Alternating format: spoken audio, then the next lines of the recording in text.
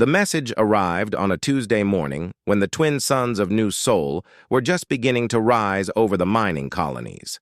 Park Yunji was drinking her morning coffee in the administrative building when the communication array started screaming alerts. The sound made her drop her cup, sending hot liquid across the metal floor. "Ma'am, we have an incoming transmission," called out communications officer Han Tae-sung from across the room. His voice carried a note of worry that made Yunji's stomach tighten. "It's coming from deep space.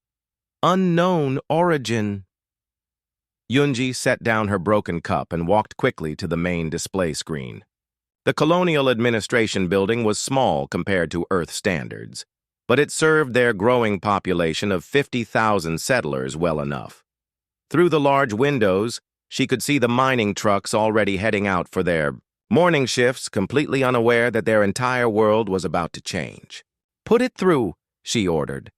The screen flickered to life, showing not one alien face, but 12 different species arranged in what looked like a formal council.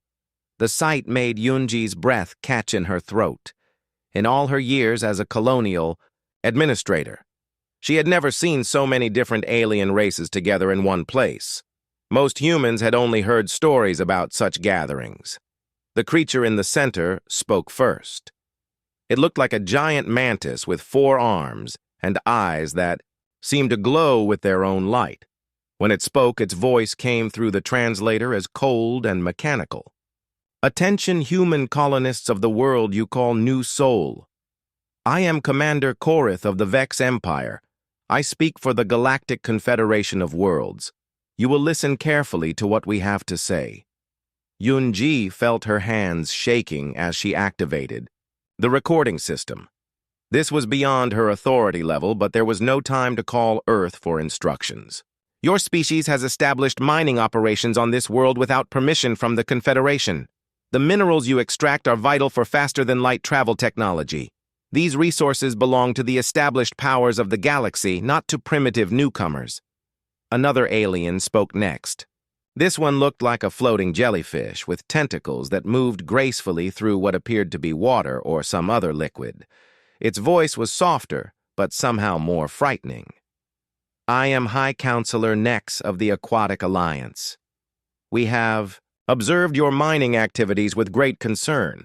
The rate at which you extract these precious materials threatens the balance of galactic commerce. This cannot be permitted to continue." A third voice joined in, deeper and more aggressive. The creature looked like a giant lizard walking on 2 legs, with scales that seemed to shift colors as it moved. Scars covered its face and arms, telling stories of many battles. War Speaker Thane of the Reptilian Dominion speaks. "Your species shows promise in combat, but you lack wisdom. The strong rule the galaxy. You are not strong enough to claim these resources. Submit now, and some of your people may live as workers for the true powers." One by one, each of the 12 species made similar statements. They spoke of humanity as children who had wandered into a room full of adults. They talked about human achievements the way adults might discuss a clever trick performed by a pet. The message was clear even without direct threats. Commander Korith spoke again. "The Confederation offers humanity one chance to resolve this matter peacefully. You will send your finest diplomat to the neutral station called Harmony's Edge. There, proper negotiations will take place. You have 72 hours to send your representative." The jellyfish-like counselor Nex added, "Choose wisely, humans. This diplomat will decide the fate of your entire species. We suggest someone with experience in complex negotiations and an understanding of galactic politics." War Speaker Thane's voice rumbled with what might have been laughter. "Send your best speaker of words. We are curious to hear what clever arguments a primitive species might offer for their continued existence." The transmission ended abruptly, leaving the administration building in complete silence. Yunji stared at the blank screen for several long moments before her training kicked in. She immediately opened a priority channel to Earth. "This is Park Yunji, Colonial Administrator of New Seoul. I need to speak with the Diplomatic Corps immediately. We have a situation that requires the highest level of response. While waiting for the connection to Earth, Yunji reviewed what she knew about the aliens who had just delivered their ultimatum. The Confederation was a legend among human space explorers. Most people believed it was just a story told to explain why certain systems seemed to be off-limits to human expansion. Now she knew it was very real and very dangerous. The call to Earth took 6 hours to connect due to the vast distance between worlds. When Director Kim Dae-ho of the Diplomatic Corps finally appeared on screen, his face was grave with concern. "We received your emergency transmission," Dae-ho said without any greeting. "The entire council has been reviewing the alien message. This is exactly the kind of situation we trained for, though we hoped it would never happen." Yunji had worked with Dae-ho before when New Seoul was first established. He was known throughout human space as the man who could talk his way out of any problem. If anyone could find a peaceful solution to this crisis, it would be him. "Sir, what are our options?" she asked. Dae-ho was quiet for a moment before responding. "Limited, I'm afraid. Our military analysis suggests that any one of these 12 species could probably defeat our entire fleet. Together, they represent a force we simply cannot match through violence. So we negotiate." "So we negotiate," he agreed. "I'll be leaving for Harmony's Edge within 18 hours. The journey will take most of our remaining time, but it's our only choice." Yunji felt a small measure of relief. If anyone could find a way through this crisis, it was Kim Dae-ho. "Will you be traveling alone?" "No. Security protocols require an escort for any diplomatic mission of this importance. We're assigning Lee Jun-woo from Colonial Security. He has experience with both diplomatic protection and first contact situations." The name was familiar to Yunji, though she had never met the man personally. Lee Jun-woo had a reputation as someone who could handle difficult situations with calm professionalism. Still, she couldn't shake the feeling that sending just 2 people to face 12 alien species was like sending children to negotiate with giants. "Sir, what if they refuse to negotiate in good faith? What if this is just a show before they attack anyway?" Dae-ho's expression grew even more serious. "Then we hope that our words are persuasive enough to change their minds. It's the only weapon we have right now." After the call ended, Yunji walked to the windows overlooking the mining operation. The workers continued their daily routines, unaware that their entire world hung in the balance. She wondered if she should tell them what was happening, but decided to wait. There would be time for panic later if the negotiations failed. The next 72 hours would determine whether humanity had a future among the stars or if they would become servants to powers they had never imagined existed. The transport ship carrying Kim Dae-ho and Lee Jun-woo approached Harmony's Edge after 2 days of silent travel through deep space. The station appeared on their view screen like a massive flower made of metal and light, its 5 arms extending, in perfect symmetry around a central hub. Each arm represented a different architectural style, showing the diverse species that had built this neutral meeting place over centuries. Kim Dae-ho stood at the front window, reviewing his notes one final time. His diplomatic case contained every piece of information Earth had about galactic politics, trade agreements, and peaceful resolution techniques. He had spent 40 years learning how to find common ground between opposing sides. This would be his greatest test. Lee Jun-woo sat behind him, checking his equipment with practiced efficiency. To anyone watching, he appeared to be inspecting standard diplomatic security gear. The scanner showed communication devices, recording equipment, and basic protection items. What the scanners could not detect were the carefully disguised components of something much more dangerous, hidden among the innocent-looking electronics. "Nervous?" Lee asked quietly. Dae-ho looked up from his papers. "Terrified would be more accurate.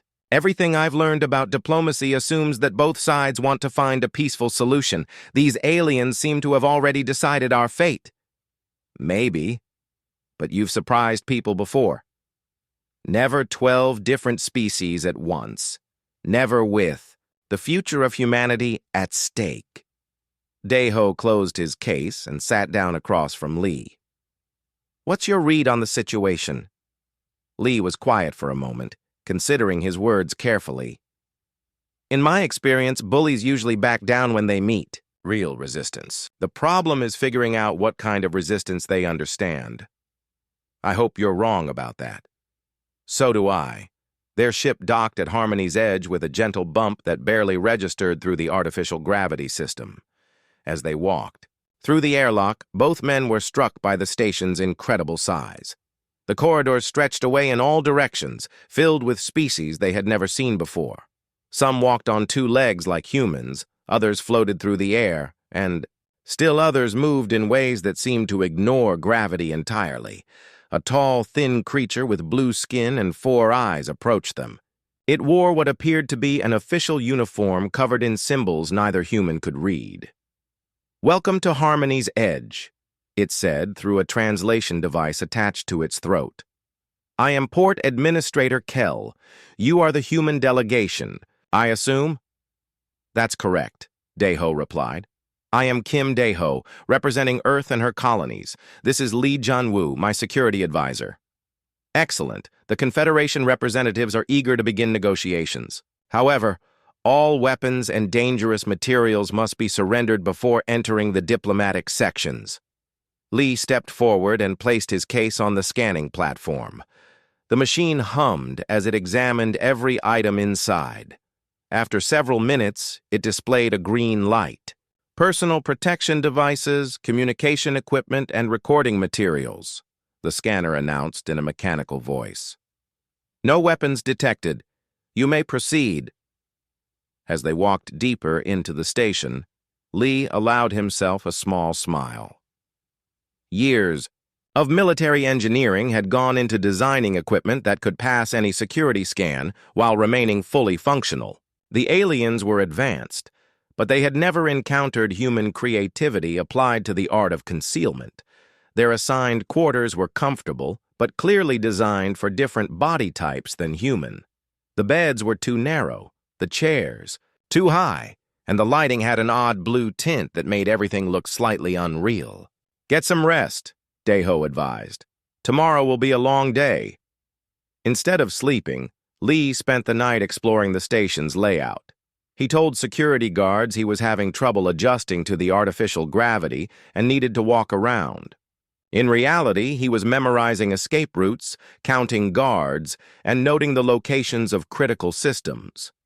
The station operated on a 26-hour cycle to accommodate the various species living there. During the quiet hours, Lee discovered that most of the Confederation delegates had arrived days earlier. They were housed in a luxury section of the station that offered amenities far beyond what humans had been given. Through careful observation, he identified the key representatives. Commander Korith, the mantis-like Vex leader, traveled with a personal guard of 6 heavily armed soldiers. High Counselor Nex, the floating jellyfish creature, was accompanied by what appeared to be scientific advisors rather than warriors. War Speaker Thane, the large reptilian, seemed to rely on his own physical strength rather than bodyguards. The other 9 species each brought their own entourages, creating a small army of alien diplomats, soldiers, and support staff. Lee counted over 200 individuals who would be present during the negotiations. The humans were outnumbered 100 to 1. As dawn approached, Lee returned to their quarters to find Daeho awake and practicing his opening speech. The diplomat had bags under his eyes and his hands shook slightly as he held his notes. "Any trouble sleeping?" Lee asked. "Every time I close my eyes, I see 12 different ways this can go wrong," Daeho admitted. "What did you learn during your walk?" "They're confident, maybe too confident. The guards are relaxed, the security systems are designed for show rather than function, and most of the delegates seem to think this is just a formality. That might work in our favor. Overconfident opponents sometimes make mistakes. Or it means they really do have the power to destroy us without effort, so they don't need to worry about security. Before Daeho could respond, a chime sounded through their quarters. Port Administrator Kell's voice came through the communication system. Honored delegates, the opening ceremony will begin in 1 hour. Please prepare to join the Confederation Council in the Grand Assembly Hall. Lee helped Daeho gather his materials while making final checks of his own equipment. Everything appeared normal and diplomatic, but hidden within the innocent devices were components that could be assembled into something very different if words failed. As they walked toward the assembly hall, they passed groups of alien delegates. Discussing the upcoming negotiations, Lee's translation device picked up fragments of conversation. The humans will surrender quickly once they understand the situation. I heard their military consists mainly of small patrol ships, hardly worth mentioning. The mining rights should be divided among the major powers. The smaller species can have whatever scraps remain. Daeho's jaw tightened as he listened, but he kept walking. Lee noticed his companion's hands clenching and unclenching around the handle of his diplomatic case. The Grand Assembly Hall was enormous, with seating arranged in a perfect circle around a central speaking platform. 12 ornate chairs dominated the space, each designed for a different species. A single plain chair sat facing them, obviously intended for the human representative. As they entered, conversations stopped. 200 alien eyes turned to study the two humans walking across the vast floor. Lee felt the weight of their attention, but kept his expression neutral. Daeho walked with the confident stride of a man who had faced hostile negotiations before, though never on this scale. They took their assigned positions. Daeho sat in the lone chair while Lee stood behind him in the designated area for advisors and security personnel. Around them, the assembled representatives of 12 species prepared to decide humanity's fate. The ceremony was about to begin. The ceremony began with Commander Korith rising from his ornate chair. His forearms spread wide as he addressed the assembly in the traditional opening of Confederation negotiations. The translator made his words sound cold and official. We gather today to hear the final words of humanity before judgment is passed. Let it be recorded that the Confederation offered these newcomers a chance to speak before their fate was decided. Kim Daeho stood and walked to the central platform. The circle of alien representatives surrounded him like predators watching prey. 200 eyes focused on him as he opened his diplomatic case and removed his carefully prepared speech. Honored representatives of the Confederation, he began, his voice carrying clearly through the hall's acoustic system. I stand before you today not as a conqueror or a thief, but as a representative of a young species seeking its place among the stars. Several of the alien delegates made sounds that the translator interpreted as laughter. Daeho continued despite the interruption. Humanity has always believed that the galaxy is vast enough for all species to prosper. We came to New Sol not to steal from others, but to build something new. Our mining operations have harmed no one. We have taken nothing that was being used by other species. High Counselor Nex floated forward slightly, her jellyfish-like tentacles moving in what appeared to be amusement. Young human, you speak of harm as if you understand the consequences of your actions. These minerals power the faster-than-light engines that connect our civilizations. Without careful management, entire trade routes could collapse. Then let us work together, Daeho replied quickly. Humanity offers our knowledge, our labor, and our partnership. We can extract these minerals more efficiently than any current method. We can share the benefits with all members of the Confederation. War Speaker Thane let out a sound like rocks grinding together. The translator indicated this was laughter. Partnership. You speak as if you have something of value to offer. Your entire species has been traveling between stars for less than 200 years. We have been crossing the galaxy for millennia. Commander Korith's 4 eyes fixed on Daeho with obvious contempt. Your mining equipment is primitive by our standards. Your ships are slow and clumsy. Your understanding of galactic politics is that of children playing at being adults. What could you possibly offer that we cannot do better ourselves? Daeho felt his carefully prepared arguments crumbling, but he pressed on. We offer fresh perspectives, new approaches to old problems. Humanity has always excelled at finding creative solutions when faced with impossible challenges. Creative solutions, repeated another delegate, a creature that looked like a walking tree with branches for arms. Such as claiming territory that does not belong to you? Such as establishing colonies without permission from the established powers? We followed all interstellar laws as we understood them, Daeho protested. New Sol was an unoccupied world with no signs of previous settlement. We established our colony in good faith. The tree-like being's branches rustled with what might have been anger. Ignorance of the law is not an excuse. These resources have been managed by the Confederation for 3,000 years. Your species did not ask permission because you did not know we existed.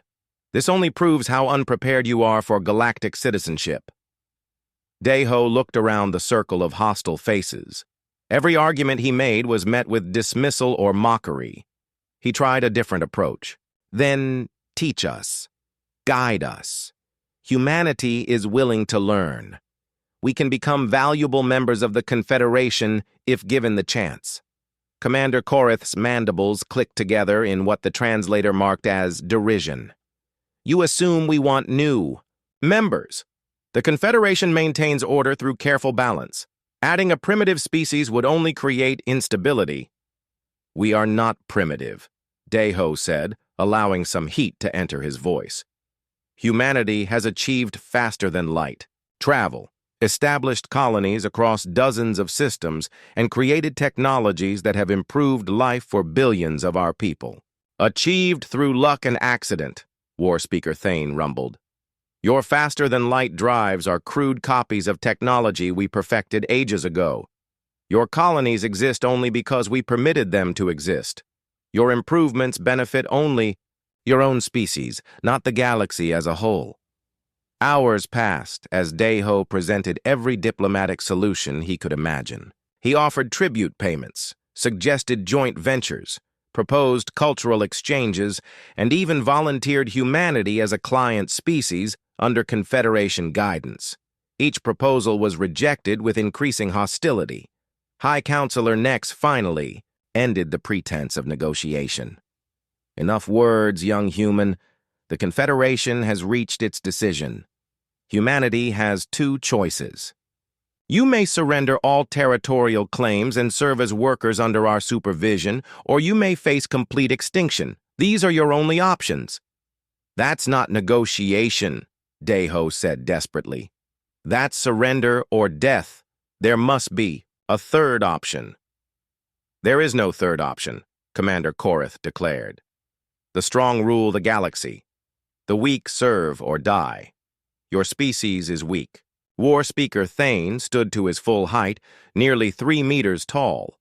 His scales shifted to deeper, more aggressive colors.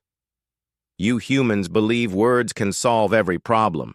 You think cleverness can replace strength. This is the thinking of prey animals, not predators. Lee Junwoo watched from the advisor section as his companion's face grew pale with desperation. Daeho had exhausted every diplomatic technique in his considerable arsenal.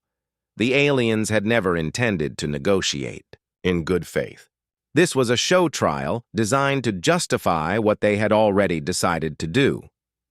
The Confederation representatives began discussing the details of humanity's fate as if Daeho was no longer present. They spoke of dividing human colonies among themselves, of using human workers in their mines, of the entertainment value of watching a primitive species struggle against impossible odds. Daeho made one final attempt. Please, honored delegates, reconsider. Humanity asks only for the chance to prove our worth as galactic citizens. We can contribute to the prosperity and security of all species. Commander Korith turned all 4 eyes toward him. Your worth has already been proven. You are worth nothing more than the labor your bodies can provide and the resources your worlds contain. The Confederation's decision is final. the mantis-like being raised one of his arms, and the other delegates fell silent. Humanity has 24 hours to formally surrender to Confederation authority. If you refuse, our combined fleets will eliminate every human presence in this galaxy. Your species will become a historical footnote, remembered only as an example of what happens to those who overreach their proper place. High Counselor Nex added, "Your diplomat may return to his people and deliver this message. We suggest he use his remaining time to prepare them for their new reality." As the assembly began to disperse, Deho stood alone on the central platform. 40 years of diplomatic training had prepared him for difficult negotiations, but nothing had prepared him for this complete rejection of the basic principles of civilized discourse. Li Junwu approached his companion and placed a gentle hand on his shoulder. "Come on, we need to discuss our options." Deho looked up with defeat in his eyes. "What options? They've made it clear that words mean nothing to them." "Sometimes," Li said quietly, "words need to be backed up with action to have any meaning at all." As they walked back toward their quarters, neither man noticed the small devices Li had carefully placed throughout the assembly hall during the long hours of failed negotiation. Back in their quarters, Kim Deho sat on the edge of his bed with his head in his hands. The weight of failure pressed down on him like a physical force. Every technique he had learned, every strategy he had mastered, every diplomatic principle he had followed had meant nothing to the Confederation representatives. 40 years, he said quietly. 40 years of believing that reasonable people could always find common ground. 40 years of thinking that words could solve any problem if you just found the right combination. Li Junwu sat across from him, methodically removing items from his diplomatic case. To a casual observer, he appeared to be organizing communication equipment and security devices. In reality, he was assembling something far more dangerous. "Maybe reasonable people can find common ground," Li replied. "The problem is that those aliens aren't reasonable people. They're not people at all. They're predators who see humanity as prey." Deho looked up as Li connected two innocuous-looking devices together. "What are you doing?" "My real job." Li attached a third component, and the assembled pieces began to look less like diplomatic equipment. "I wasn't sent here just to protect you, Deho. I was sent as humanity's final option." The truth hit Deho like a physical blow. "You're not a diplomatic security officer." "I am. But I'm also a sniper with over 200 confirmed kills in the colonial wars. The government sent me because they suspected this might happen." Li continued his work, each movement precise and practiced. "Sometimes diplomacy needs teeth to be effective." Deho watched in fascination and horror as Li revealed the true nature of his equipment. Hidden within the innocent-looking devices was a military-grade railgun, broken down into components that could pass any security scanner when separated, but formed a deadly weapon when assembled. "How did you get this past their scanners?" "Military engineering at its finest. Each piece looks like standard diplomatic gear when examined alone. The power cell appears to be a backup battery for communication systems. The targeting system looks like a recording device. The rail assembly mimics a document scanner." Li smiled grimly. "The aliens are advanced, but they've never encountered human paranoia applied to weapons design." A communication alert chimed, and Park Yunji's voice filled their quarters from the colony on New Seoul. The transmission delay made conversation difficult, but her message was clear. "Deho, we received your initial report. The Colonial Council is meeting in emergency session. What are our real options?" Deho looked at Li, who nodded slightly. "Tell them the truth," Li said. "Tell them diplomacy has failed and ask for authorization to proceed with the contingency plan." "What contingency plan?" Deho asked. "The one where we show these aliens that humanity doesn't surrender as easily as they think." Deho activated the communication system. "Yunji, the negotiations have failed completely. The Confederation never intended to negotiate in good faith. They see us as animals to be enslaved or exterminated. They've given us 24 hours to surrender or face annihilation. The delay stretched painfully before Yunji's reply came through. The Council is debating our response. Some members want to surrender to save lives. Others believe surrender will only lead to slow extinction instead of quick death. What about Earth's government? They're leaving the decision to us. We're the ones who will face the consequences either way. Another pause. Daiho, is there really no diplomatic solution? None. These beings don't negotiate. They dictate terms to species they consider inferior. Daiho looked at Li's partially assembled weapon. However, there might be another option. Li finished his assembly work and held up the completed railgun. It was sleek and deadly, designed for precision rather than intimidation. This weapon can punch through their personal shields and armor. It's silent, accurate, and can fire multiple rounds before their security systems can react. You're talking about assassination. I'm talking about survival. Sometimes the only way to stop a bully is to bloody their nose. Li checked the weapon's power levels and targeting system. These aliens respect only strength. Maybe it's time we showed them what human strength looks like. Yunji's voice crackled through the speakers again. The Council has reached a decision. We authorize any action necessary to preserve human independence. We won't surrender our freedom without a fight. Daiho felt something change inside him. The diplomatic part of his mind screamed that this was wrong, that violence should always be the last resort. But another part, a deeper part that connected him to millions of years of human survival instinct, understood that sometimes civilization itself required uncivilized actions to protect it. "What's your plan?" he asked Li.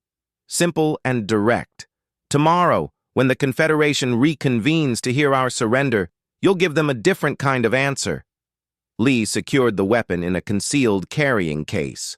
"You'll tell them no, and then you'll step aside. And then I'll speak the only language bullies really understand." Daiho was quiet for a long time, wrestling with the implications of what they were planning. "How many will you target?"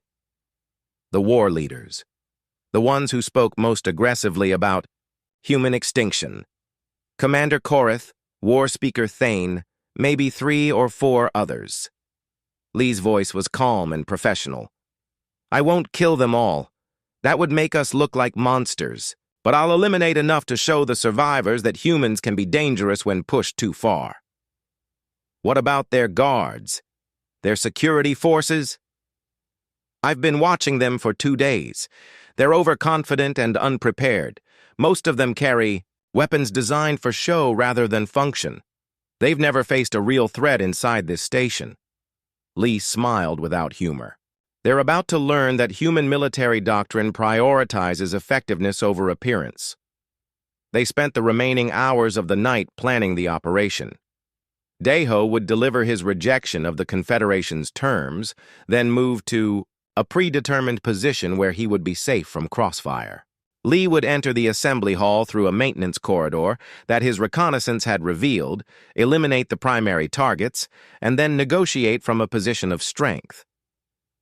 As the station's artificial dawn began to brighten their quarters, both men understood that the next few hours would determine humanity's future among the stars. Words had failed. Now it was time to see if actions could succeed where diplomacy had not. "Are you ready for this?" Li asked as he made final preparations. Daiho thought about the 50,000 colonists on New Sol, about the billions of humans on Earth and the other colonies, about children who deserve to grow up free rather than enslaved.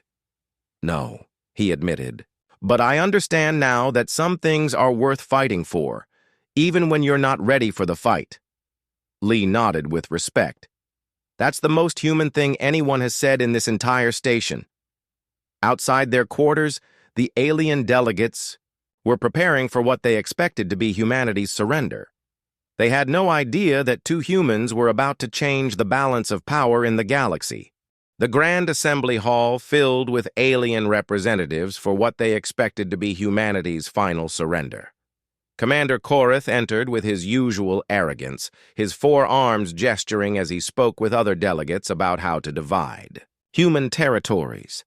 War Speaker Thane's scales had shifted to colors that indicated satisfaction and anticipation. High Counselor Nex floated serenely, her tentacles moving in patterns that suggested she was already planning the efficient disposal of human populations. Kim Dae-ho walked across the vast floor toward the central platform. His steps echoed in the enormous space, each footfall marking the countdown to a moment that would change everything. Behind him, Lee Junwoo moved through shadows and maintenance corridors, invisible to the overconfident guards who had never faced a real threat. Inside their sanctuary, the assembled delegates settled into their ornate chairs, ready to enjoy humanity's submission. 200 alien eyes focused on the lone human figure standing at the center of their circle. They expected pleading, desperation, perhaps even tears as their newest victims begged for mercy. Dae-ho looked around the circle of hostile faces. 40 years of diplomatic training had taught him to find common ground, to build bridges between opposing sides, to believe that reasonable beings could always reach agreement. That training was useless now. He opened his mouth and spoke a single word. No. The simple syllable echoed through the hall like a gunshot. The alien delegates leaned forward, certain they had misheard. Commander Korath's mandibles clicked together. In confusion. What did you say, human?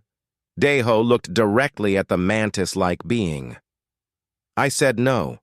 Humanity rejects your ultimatum. We will not surrender our freedom to become your slaves. We will not abandon our colonies to feed your greed. We will not quietly accept extinction to satisfy your arrogance. War Speaker Thane rose from his chair, his massive form towering over the assembly. His scales shifted to deep red colors that indicated combat readiness. You dare refuse the will of the Confederation? You choose death over servitude? We choose freedom over both. The reptilian warrior began moving toward the central platform, his claws extending from their sheaths. Then you will learn what happens to primitive species who forget their place in the galactic order. Dae-ho stepped aside. Lee Junwoo entered the assembly hall through a service entrance that no one had bothered to guard. He carried his railgun openly now, no longer concealed within diplomatic equipment. The weapon hummed with barely contained energy as its targeting system locked onto the advancing war speaker. The alien security forces froze in confusion. Their scanners had cleared this human's equipment. Their protocols had no provision for weapons that could pass undetected through their security systems. For a critical moment, they hesitated to act against what appeared to be impossible. War Speaker Thane turned toward the new threat, his warrior instincts recognizing danger even when his mind could not understand how a human weapon had appeared inside their secure facility. He charged toward Lee with the speed and power that had made his species feared across the galaxy. Lee's first shot removed the reptilian's head with surgical precision. The massive body crashed to the floor with a sound like falling stone. Green. Blood pooled around the remains of what had been, moments before, one of the most feared warriors in known space. The assembly hall erupted into chaos as alien delegates scrambled for exits that suddenly seemed very far away. Commander Korath shrieked orders at his personal guards, but they were too stunned to respond effectively. The concept of violence inside Harmony's Edge was so foreign that their training had never covered this scenario. They carried weapons designed to impress rather than fight, ceremonial pieces that looked impressive but functioned poorly. Lee's targeting system tracked the mantis-like being as Korath tried to reach the safety of his guards. The second shot caught the Vex commander's center mass, punching through his natural carapace and the personal shield generator he wore as a symbol of rank.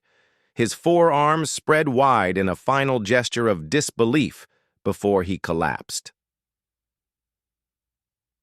High Counselor Nex attempted to float toward an emergency exit, her aquatic form moving with desperate grace through the air. Lee's third shot pierced her biological suit, and she crumpled like a deflated balloon as her life support systems failed.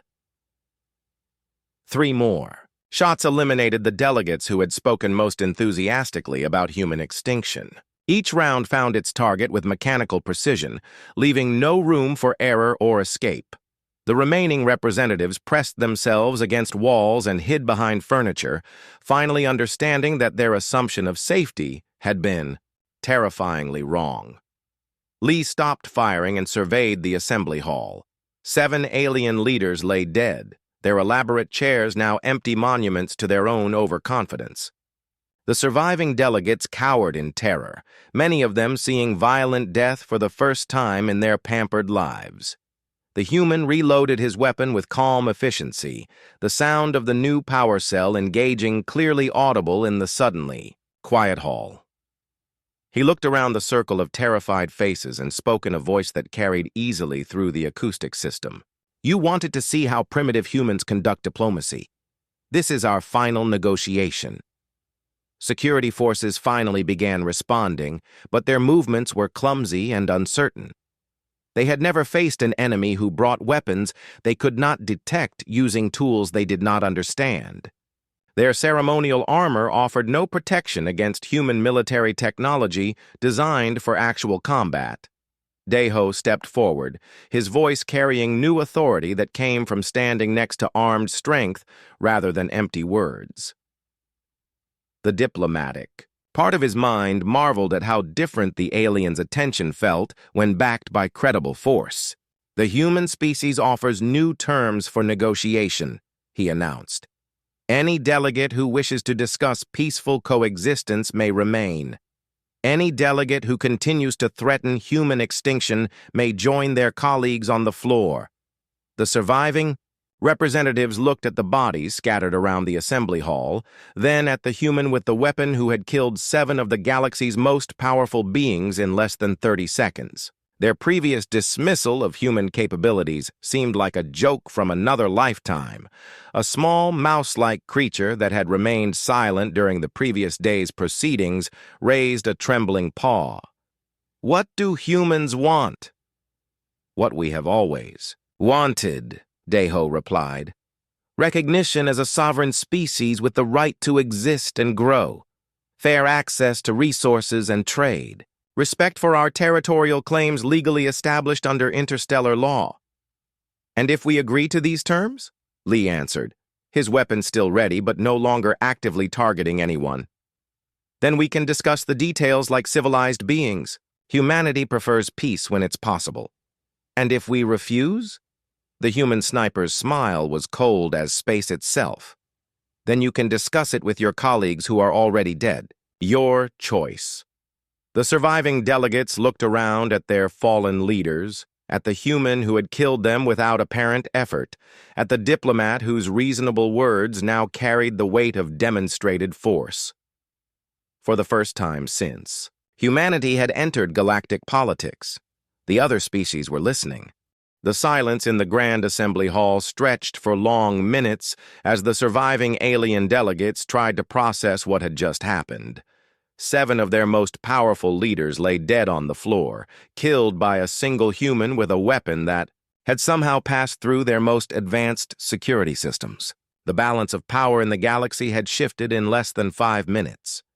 Kim Daeho looked around the circle of terrified faces and felt something he had never experienced in 40 years of diplomacy.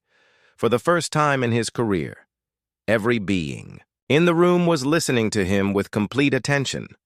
Fear, he realized, was a universal translator. Let me be very clear about humanity's position, he said, his voice carrying new authority. We came here to negotiate in good faith. We offered compromise, cooperation, and mutual benefit. You responded with threats of slavery and extinction. Lee Junwoo remained standing with his weapon ready, scanning for any signs of resistance from the remaining delegates.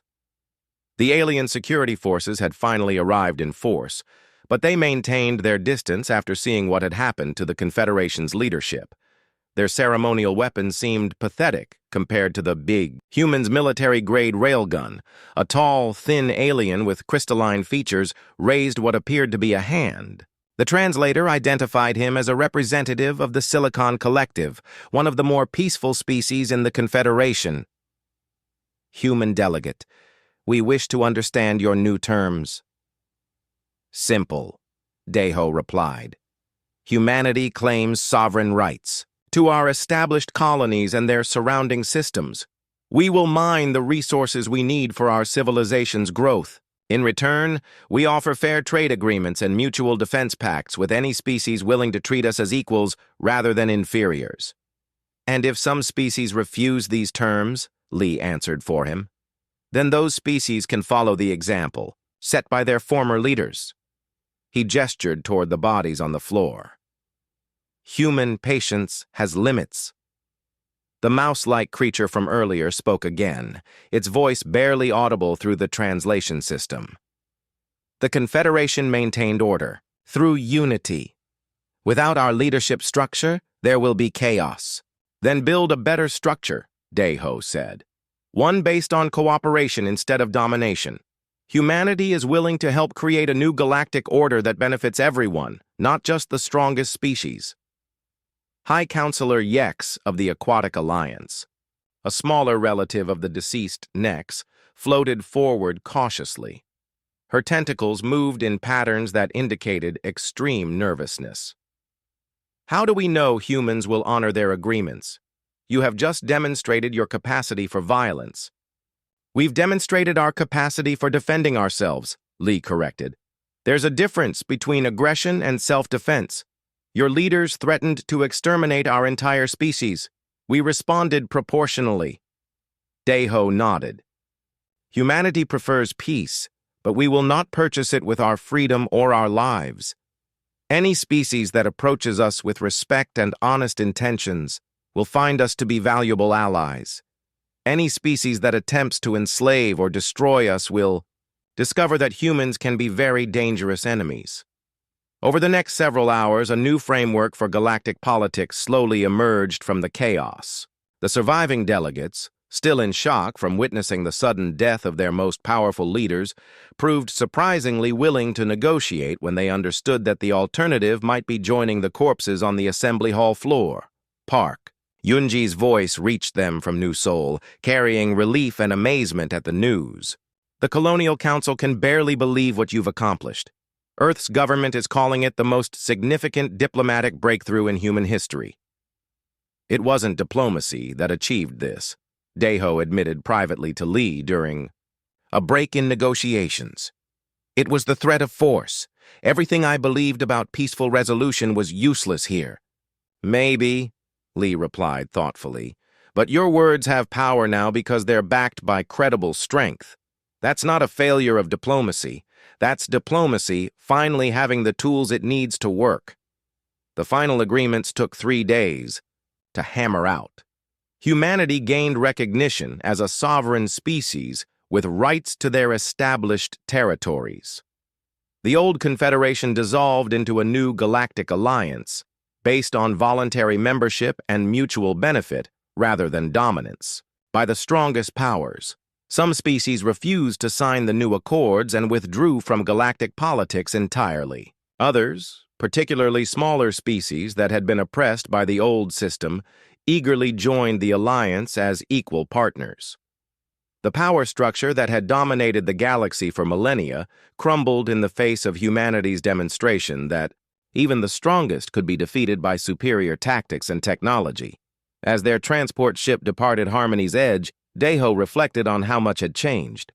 The galaxy would remember this as the day humanity announced its arrival as a major power.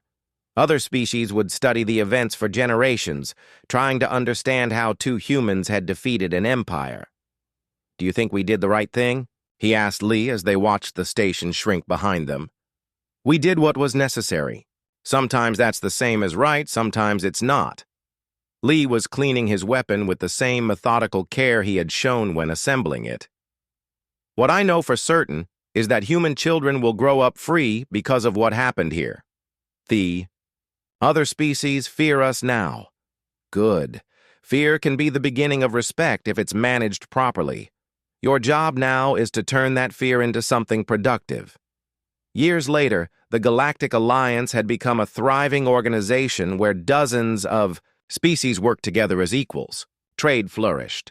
Conflicts were resolved through negotiation backed by collective strength, and smaller civilizations no longer lived in terror of being conquered by their more powerful neighbors.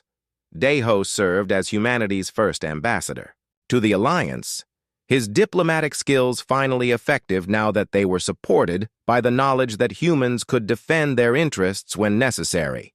He became famous throughout the galaxy as the diplomat who could find peaceful solutions to the most difficult problems.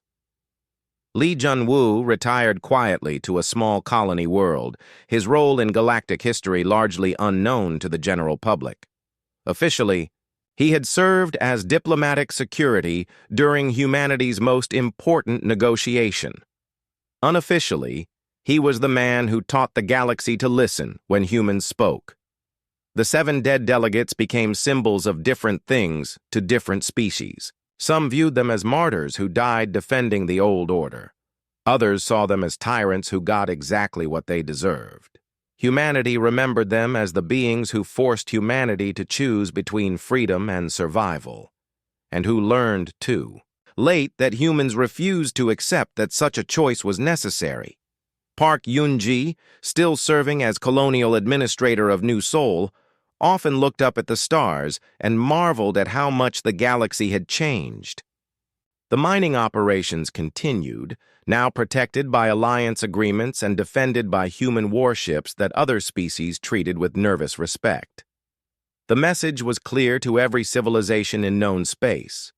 Humanity was willing to negotiate, eager to cooperate and ready to fight if necessary. They had learned to speak the language of diplomacy, but they had never forgotten the more ancient languages of survival and war. In the end, the galaxy discovered that humans were exactly what? They had always claimed to be a young species seeking their place among the stars. The difference was that now everyone understood that humanity's place would be determined by human choices, not alien ultimatums. The age of human diplomacy had begun, backed by human strength and guided by human principles. It was a new paradigm for a galaxy that had forgotten what it meant to treat all species with respect. And in the depths of space, other young civilizations heard the story and began to hope that they, too, might find the courage to demand their freedom when the time came.